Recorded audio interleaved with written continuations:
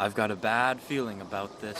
Welcome back to Screen Crush, I'm Ryan Airy. With Obi-Wan right around the corner, fans are looking back on the prequels with a new sense of fondness. But just how fond? The prequels are notoriously divided, yet even the last trilogy had fans pretty divided. So I started to wonder, how do the prequels actually compare to the sequel trilogy? Now in a little bit I'm going to be joined by two of the best, Bevin and Adam Lance Garcia, but first here's my take. We can all agree that the original trilogy of Star Wars is a masterpiece. You may not like parts of Jedi or whatever, but this is a story that combines several genres and created an epic that speaks to everyone. Baseline, we all love those movies, or you wouldn't be watching this video. Every Star Wars since then has borrowed or expanded upon some aspect of those movies. Like even this guy in the cantina got a short story about him. I've always thought the prequel fans were divided into two halves. There's the people who watched them when they were kids, so they love them, and the people like me who watched them as discerning young adults or teenagers, and we still love them. The problem is, we waited 16 years between Star Wars movies. That's 16 years of imagining what happened before the Tantive 4 was pursued by the Star Destroyer, 16 years of acting out stories with toys, 16 years of using curtain rods as lightsabers. George Lucas could have easily made a movie that would have just given us what we wanted, more of the same. But instead, he chose to try new things,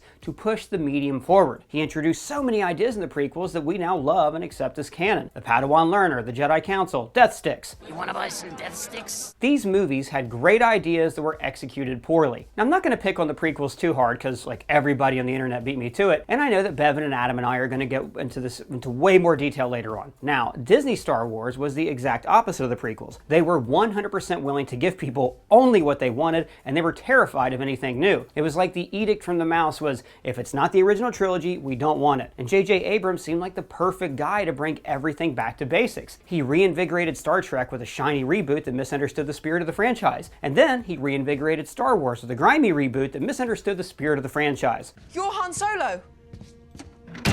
I used to be. These are the first words spoken in the sequel trilogy. This will begin to make things right.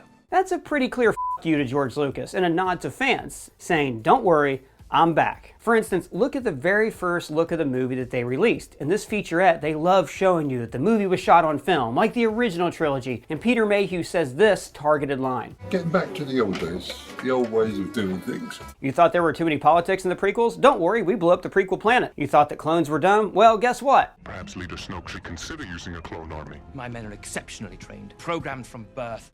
Clones are dumb. The Force Awakens did every fan service thing you can think of except for strapping Jar Jar to a Sun Crusher. The only thing The Force Awakens forgot to do was actually establish a lore and ongoing story that was worth telling. It's a glossed over reboot of A New Hope that offers nothing new to the saga. And don't get me wrong, it's pretty well acted and hilarious. Just there as fast as you can. I'll drop you to it. But other than that, the characters in the new trilogy are basically fans of the original trilogy, like us. Luke Skywalker. I thought he was a myth. For the General, to me she is royalty. Well, she certainly is that. Show me. Grandfather. The Force Awakens basically stopped putting characters in Star Wars movies and instead put fans of Star Wars in Star Wars movies. The audience stopped wanting to see new stories and instead we just want to see ourselves acting out our action figure fantasies from that desolate 16-year wasteland where the only Star Wars was in our hearts. Now, you'll notice I'm not even talking about The Last Jedi or Rise of Skywalker because I actually want to hear more from my guests. I am lucky to be joined by two of the best here. We have writer-producer Adam Lance Garcia and we have Bevin, geek podcaster and media host. How you both doing? I cannot wait to dive into this, to hear your thoughts on the prequel versus the sequel. Which one's better? Which one's worse? Let's get started. Excited to be here, man. Good. I'm glad you're so happy about it because I want to kind of break this down a little bit. I feel like if we're going to compare and contrast like the sequels versus the prequels, we're going to have to like break it down. And tell me what you think, Adam. Should we go, I think, narrative, production, and legacy is a good way to kind of break this down. So I think that's a good way to go. Great. So let's start with narrative. Right off the back, prequels win. So something that I need to get right out of the way, that I grew up as a prequel apologist. You know, from the first time Phantom Menace came out, all the way until really relatively recently, I was called a Lucas apologist, a prequel defender, whatever. It was very always used in a pejorative sense. Now I'm also known as a sequel defender. I love both of these films in very different ways, both of these trilogies in very different ways. I think the prequels have a really good story that's kind of poorly told, while I think there is 2/3 of a really great story in the sequels that doesn't stick the landing, so to speak. I mean, for me, I think what's funny, I'm kind of the opposite of you, is when I was a kid, I was the OG trilogy person because my parents loved the OG trilogy. So I grew up in a household where I was engrossed with, episode 4, 5, and 6. And so when the prequels came, I went because my dad and my mom were very excited to see it. And I, as a kid, was very, disappointed by it, but I kept going back because it's Star Wars and I wanted to see how Anakin Skywalker turned to be Darth Vader. But for the longest time, I was not an avid fan of the prequel series. I actually became more of a fan when Clone Wars, the cartoons, came out, but we're going to ducktail that for a later conversation. But in terms of where my fondness for the prequels came back is after I saw the sequel trilogy and I recognized what the prequels did narrative-wise better than the sequel trilogy did. And what would you say that is? Well, there was a cohesive beginning, middle, and end with the 3 films. I felt like all 3 films were in the same world. And again, it's because, George Lucas was still in charge, so George Lucas, for better or worse, was the one that mapped out all 3 films because he knew he was getting all 3 films and he could therefore sprinkle in things that he wanted to do with it. For all 3 films, as opposed to the sequel trilogy, where, while they are produced really well, which we'll get to the production aspect later, I felt like nobody knew what they wanted to do story arc-wise with the 3 films. I think that, for 1, 2, and 3, there's a lot of stuff in there that is thematically incredibly strong. That it's about the fall of an empire, or a republic, so to speak. That it's about how corruption comes from within. I think with the sequel trilogy, I will say this to my dying day. I think The Force Awakens and The Last Jedi are a really great diptych. I think that The Last Jedi specifically understands Star Wars better than most other Star Wars films. I think it's a really great successor to the prequels because it understands, that whole speech that Luke talks about, at the height of the power, the Jedi allowed the Lord of the Sith to take over the Republic. This idea of legacy, this idea of how do you balance the what is right and what is wrong. That's all there in the prequel trilogy. And he definitely, Rian Johnson did a great job of moving that forward from what was sort of set up in The Force Awakens, which was very much of what if Star Wars fans existed in Star Wars, which I think is an interesting idea. It's a really interesting idea as a legacy beginning. I think where the films get undermined is that 3rd chapter, where Abrams came back and chose to do the safer bets as opposed to pushing the narrative forward, which is what Lucas did. You look at the prequel trilogy, so much of what makes that trilogy work is that Lucas doesn't really care what the audience wants. He has a story that he wants to tell. He's going to tell it the way he wants to tell it, and you will eventually come to accept it. And that's kind of what happened. And I think that's exactly why I always point at Last Jedi as a pinnacle of Star Wars filmmaking, because it doesn't care what the audience wants. It wants to tell what's right for the universe. It wants to tell what's right for the characters, based on what was set up in The Force Awakens. But the world building isn't necessarily there. I think, for better or for worse, Abrams relied on the audience to sort of fill in the gaps. And that is to the expense of the narrative. And that's go for it. No, sorry, just one thing I want to add in to kind of build on what you both were saying is, Bevin, you brought up a point that I had never really sat back and thought about, but the universe presented at the beginning of The Phantom Menace and the universe at the end of Revenge of the Sith, not just the story and politics-wise, but production design, the ships, the look, the feel. Over 3 movies, George Lucas really did present a changed story. Everything is dynamic and different at the end. And I don't know, and Adam, I agree with so much of what you just said about the sequel trilogy. I don't know if you can say that the sequel trilogy was the same, that everything was dynamic and different by the end of it. And I think that goes back to sort of the instinct and the understandable instinct at the time, especially, I think hindsight's 2020, but at the time, going into The Force Awakens, the prequels were sort of seen as the nadir of the Star Wars galaxy, the thing that like undermined what Star Wars should be. So they understandably went back and focused on what the fans wanted, what they wanted to see. So TIE fighters and the Millennium Falcon and Star Destroyers and all the things that we sort of knew from before. I think that was an understandable instinct, and I think it worked in the short term. But the long term, I'm really hoping that we get weirder, like Lucas did. Okay, so let's kind of break it down a little bit in terms of the narrative structure. Let's talk about like the pacing of the prequels versus the pacing of the sequels. Adam, what's your take on that?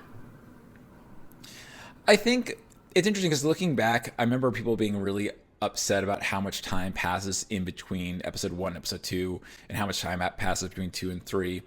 But at the same time, I think that it opens so many doors for narrative possibilities to kind of fill in the blanks that has helped the prequel trilogy in the long term, because you're able to have the Clone Wars that fills in those gaps. I think the Clone Wars, it cannot be understated, or excuse me, it cannot be overstated how important the Clone Wars was to our perception of the prequel era, because there's 2 to 3 years between episode 2 and episode 3. There's now all these narratives about like Anakin and Ahsoka and Obi-Wan, and it allowed sort of a lot of the audience to sort of fill in the gaps themselves. Conversely, with the sequel trilogy, I think that first initial time jump helps them sort of reset in a really interesting way. But also it meant that it required the audience to do a lot more. And then again, I think it's the right choice, but also it hurt the movies in some ways that have the Force Awakens and The Last Jedi overlap. It makes sense with the way Abrams ended The Force Awakens, but it doesn't allow the narrative to sort of stretch and grow and change. And then you only have 1 year between Rise of Skywalker and The Last Jedi, and that doesn't allow for as much of a reset in between films the way that The Phantom Menace and Attack of the Clones did. Yeah, I definitely agree with you on that. I think the interesting thing about the prequels is I felt that Lucas did it on purpose for us to get like a little child like Anakin, to get the backstory of like he was a slave in himself, and he was able to be freed thanks to the Jedi coming in, like they became his new adopted family. But there was that sense of character building that was able to happen through starting off with Anakin as a kid as opposed to Anakin who's already a Padawan kind of thing. And then when you jump, I don't know, I really enjoyed jumping from the kid to the adult at that point, because then it's like, okay, I got it. I got where he came from. I get it. We've also set up the politics of like what the conflict is going to be going forward. I'd like to see him as a young adult. It was a little weird though that they kind of paired him with a woman that was already a teenager, so I was very confused about that kind of timeline of how that works. I will say though, the version of the prequels that I kind of wish we saw, and you sort of touched on it, and this comes down to personal taste. Like I do wish that the elements of the Phantom Menace and elements of Attack of the Clones were sort of merged. I almost wish that we had started with a Padawan Anakin, like in the sort of Obi-Wan Kenobi role, and then there's this big crisis on Naboo, and him and his Jedi Master Obi-Wan get separated, and then he goes off on this adventure with Queen Amidala and they're on the run, and then they fall in love. Because I think it would have been a cleaner narrative, and it would have allowed for some of the more meatier stories that we got to see in the Clone Wars occur in what would be episode 2. And maybe like occur in episode 3. And it would have allowed the downfall of Anakin Skywalker to happen a little bit more gradually. I mean, you bring up a good point, but I think the way we could meet in the middle on this is maybe the first film could have had a time jump in the first film, because I think the importance of him being a kid and seeing that he was a slave is that it starts this whole famous phrase from The Dark Knight, is that you either die a hero, or you live long enough to see yourself become the villain or the thing you hate. And Anakin always hated to be owned. by somebody, and he hated that his mother was not free either, and then you kind of see that that's like the seed of his resentment of power, and then he gets obsessed with getting that power to control his own destiny, and that leads him more to the dark side, because there is that great scene with the Jedi Council where Yoda's like, you fear for your mom and all that stuff. And I think that's I just don't think it was executed as well as it could have been, but I think that was a really good story moment of, if we see him fearing that he can't save his mom because they're both slaves, and he gets on this mission to become the person that has the power to free people or enslave people if he wants them to, because they make him angry, that helps with the journey of the dark side, because then he just becomes the very thing that he hated as a kid. And yeah, to that point, I just don't think the prequel trilogy does a decent job at getting to that moment, or really kind of telling that story. Like, a lot of what you're describing, I don't necessarily feel is 100% inside the narrative. It's sort of implied. We don't really get to see it, and a lot of it is, again, shown like that he hated being owned, and obviously he hated being a slave. He's a person, his name is Anakin. But I just don't think it built up in the right way. I mean, and if you want to talk about the sequel trilogy, what's really interesting, again, I think the first two films work so well together. The issue really becomes the third film, which is The Rise of Skywalker. I think there's a lot of things in there that were made with the best intentions, and are kind of really interesting. But I think there's, the fact that they chose to bring back Palpatine, which was a safe bet, instead of moving forward.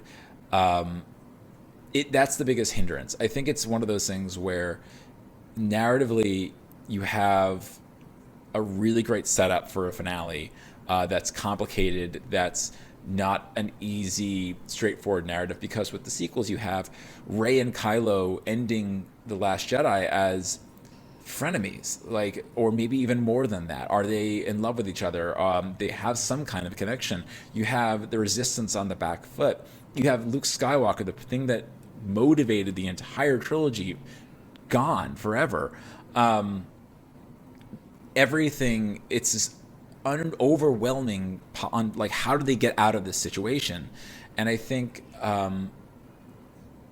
it's so many options and so many different story points that you could go. It's like the doors just were thrown wide open. And I think the biggest mistake is they chose just to do an eviler version of the First Order, an eviler version of the Empire. I mean, sure, you wanted to have it be Jedi versus Sith, but I would have much rather something else, some other kind of darkness that would have opened up the doors for a 10th film or 11th film or 12th film. It also took away, I didn't know what Rey's purpose was after The Last Jedi, because normally in the Force Awakens, she, like Luke, like Anakin, are looking for family and meaning. By the time you get to, again, The Rise of Skywalker, I'm like, well, I don't know why she's doing anything. Just because she's mad at Kylo Ren now at this point? Oh, no, so that's the thing. She is this person who lived her entire life looking up to Luke Skywalker, becoming this Jedi, finding her place in all this. And then you end this story with her, she's looking at Luke, she's looking at Kylo, she's like, please tell me where I belong. And her story is her deciding where she belongs. It is her no longer looking without to find out where she belongs. It's her looking within and deciding that she needs to do what's right for the galaxy because it's right. And I think that is the thing. I love everything they did with Rey in The Last Jedi. Just making her nobody, making her just, striving to find purpose. And she goes there and she chooses to close the door on Kylo and try to find out what her own destiny is. That is so much more interesting and so much more and even now there's so many things you can do with that character, because she's the first of a new order of a Jedi with no connections to any legacy, nowhere to go but the journey that she draws for herself. That is interesting. That is so much more interesting than even what they did with Luke. I think Luke was one of my favorite characters. How do you become a hero when your father is the greatest darkness? But now it's this, just all these doors are open for her. that is a fascinating character. And the fact that it's like a female character who's defining her journey forward, that is, I'm enamored with that story. And like every time I think about like what could be next, like even despite my issues with the Rise of Skywalker, and obviously I'm very passionate about this, like even of my powers about like with the Rise of Skywalker, like, okay, so what should she do next? She is this person who thought she was no one, who is now like the scion of like this dark destiny, but she wants to restart this Jedi Order, but she has no one to guide her. She just has a bunch of books and her friends, and she just needs to search the galaxy, and like everything's going to be born from her. Everything's going to be born from her, and that is really fascinating. So they had all those, like cool. Adam said, they had all those story opportunities they could potentially tell at the end of Last Jedi, and instead they went for the devil's back. Devil make Kylo Ren bad. Devil may care. Hey, look. Devil make everyone bad. That's why he bad. That's it. I think Kylo Ren as a villain, especially in those first two films, and Ryan sort of touched upon it, like those first two films, he is such an interesting villain who wants so desperately to become this big monster, but he's conflicted about it. And then his relationship with Rey, that's interesting. I think they did a better job, again, especially in The Last Jedi, a better job of showing this character's fall to the dark side than kind of what they did with Anakin in the prequels. And I know I'm going to get some comments in the on that, but that's comments okay. from me. I feel like I missed the whole journey. I missed the entire journey of Kylo Ren falling to the dark side, which actually I want that movie. Like, I think the best thing that the sequel trilogy did was make me go, well, wait a minute. How did the son of Han and Leia with an uncle named Luke Skywalker fall to the dark side and worship Darth Vader? Did nobody tell him that Darth Vader sacrificed himself and went back to the light side of the Force? And where's the Force ghost of Anakin showing up being like, hey, dude. Like, no, can you imagine this? Like, here's Kylo Ren be like, Darth Vader, I will honor your legacy. And here's like the Force ghost of Anakin Skywalker being like, dude, you know I gave up the dark side, right? You know I lost all my limbs, right? What's wrong with you? But let's talk about the production of, because at the time when the prequels were coming out, George Lucas was like, you know, huffing and puffing himself, being like, hey guys, I got this new technology. It's a camera that I can shoot everything digitally in, and it's gonna be great. You're all gonna love it. And then we all did not love it. What's your thoughts on how the production quality of prequels versus sequels holds up, Adam? I think I give Lucas a lot of props for what he did in those films. I think with Phantom Menace, has some of the most interesting look because a lot of it was shot on set and on location. I think the episode 2 and episode 3, for a lot of reasons, the performances suffer because they're all shot on basically blank green screens. That did allow him to do some really interesting stuff with set design and set building and world building, because he was able to sort of show the scale of the galaxy in a way that he never really was able to before. But I still think, production-wise, I think that all three of the sequel films look and feel better than the prequels, because there's that mix of tactile set builds, sets that are built, that are augmented by the green screen, so they're stretched and grown. And I think that Abrams and Johnson are much more dynamic directors. I think that Abrams, for all his shortcomings as a storyteller, is a really good director. I think all of even if, no matter what you say about Star Trek, there's like a lot of like just great camera movements. There's a lot, the way he uses the camera is always very interesting in all of his films. It's not very static. It feels very kinetic. And with Johnson, I think there's just so many choices, like the Snoke throne room scene that's just incredibly dynamic. And even Rise of Skywalker, a film that I don't particularly love, it looks gorgeous. Like, there are certain sequences that I'm just like, yeah, that looks cool. I wish it was connected to the scene that I saw beforehand. So I think production-wise, the sequel trilogy doesn't push the envelope that the way the prequels did, but I think they will age better in a lot of ways than I think the prequels did. The interesting thing on the prequels is to look back at the era they were made in and how digital filmmaking, like you said, digital cameras were new. Now everybody uses them. Back then it was like, what? Oh, blasphemy. But you look at some of the other films that came out that were trying to also push boundaries. Sin City is a great example of choosing a stylistic choice in front of a green screen, having it work. Sky Captain in the World of Tomorrow tried the same thing, like this Art Deco kind of like, we're going to make everything look this way, and it didn't work because it felt artificial. So we talk about how great the sequel trilogy worked. It only looked so good because people like George Lucas were out there making the mistakes for the next generation. 100%. No, I agree with that, and I've always 100%. been kind of a fan because I also was going back to relive like what was coming out also around the same time that the prequels were, and I think the only one that was kind of doing it better than Lucas at the time was Peter Jackson, because The Lord of the Rings was also using similar technology, but they were also big on trying to merge CGI digital aspects on top of like practical effects. One of his biggest things that he told about was the bigatures that he built on. So he would build actual little mini sets, and then he would overlay CGI on top of them to give it like a more earthier, grounded, real kind of feel for all the places that they couldn't shoot on locations. So I'm a big fan of filmmaking where they merge, CGI and practical. Yeah, and I think that's I'm also really curious to see how things move forward, because now that we have things like the volume that are shot, like The Mandalorian and Obi-Wan Kenobi that are all shot on these volumes, like how there's that sort of merger of what can be shot on location, what can be shot practically, what should be shot in the volume and green screen and extending.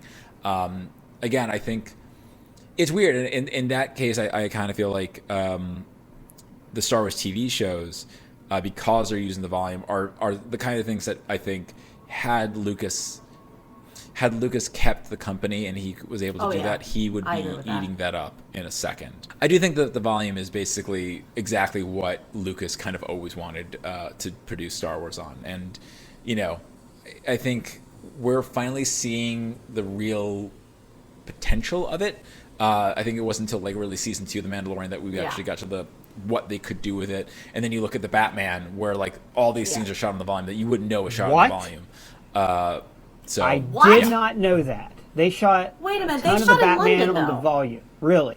Yeah. So like a lot of like the scenes with them kidding. on the rooftop, like her, like that whole like mean, the that I've heard. skyline. The thing the volume does, it was a big that's the technical volume. advancement, wasn't that it's just like, oh, it's screens everywhere. It's that they use game engine technology, for the parallax video game viewing, right? So technology, that's that.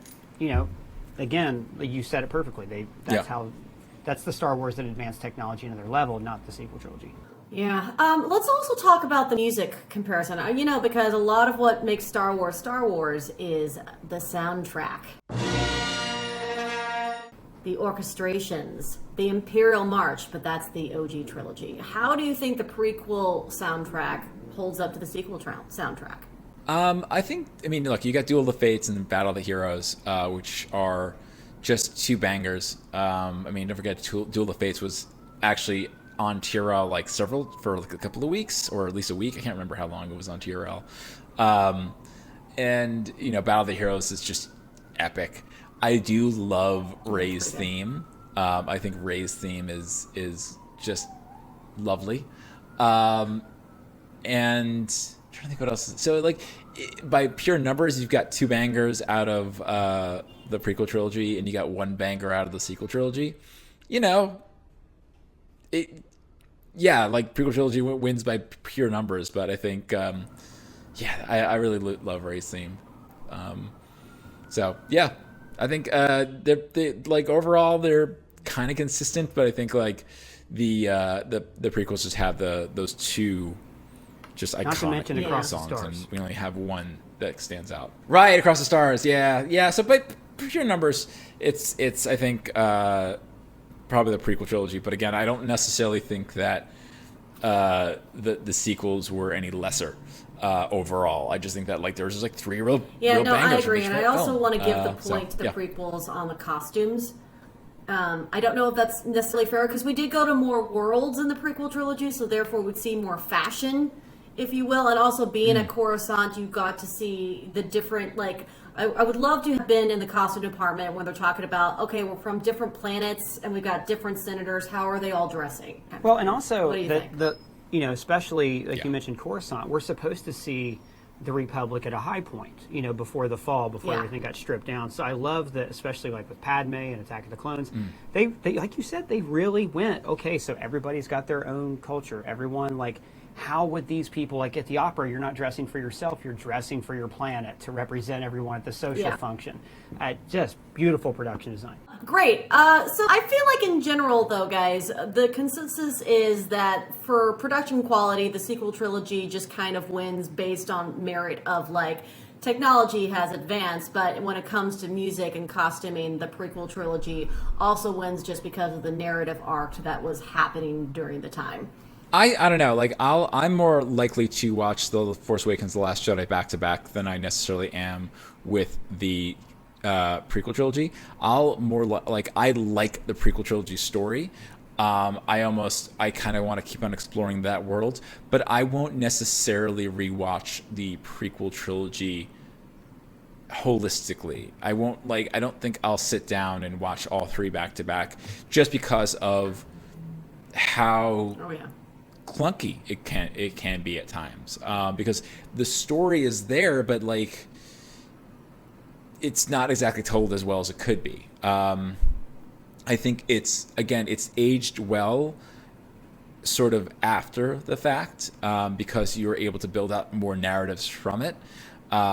You can talk more about it, but I think like an actual viewing experience, and again I say this as someone who unabashedly loved them at the time when they first came out, I don't think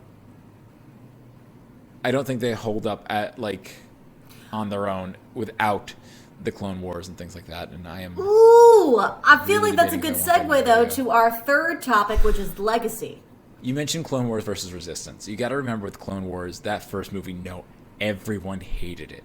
Everyone, the biggest reaction to the Clone Wars, which was a movie, which is basically just 3 episodes but married together, it was reviled. And the reason why Clone Wars kept on going was almost because Lucas kept on making it. Resistance but Rebels had 4 seasons. That's a Disney show. Resistance did 2 seasons because it was like a very narrow window for it to fit in. So, I don't know. I think I think we're just at the beginning of this Rise of Skywalker era. So we'll see. But what you just said, though, I think it's an indicative of what Bevin was saying about the legacy and popularity. Like, if Lucasfilm is making stories that people want to see, they would be like, if Rise of Skywalker would have ended on this high note, if it would have been a great movie, I would have loved it, then fans would be like, oh my God, what happens next? And maybe they are planning this. I'm sure like they're not going to abandon it, but I think we would have had something right away. Like there would have been some publishing arm or a show or a movie, the next trilogy planned, but it was just such a wet pizza, like that nobody really cared. So now they're just retreating to safety.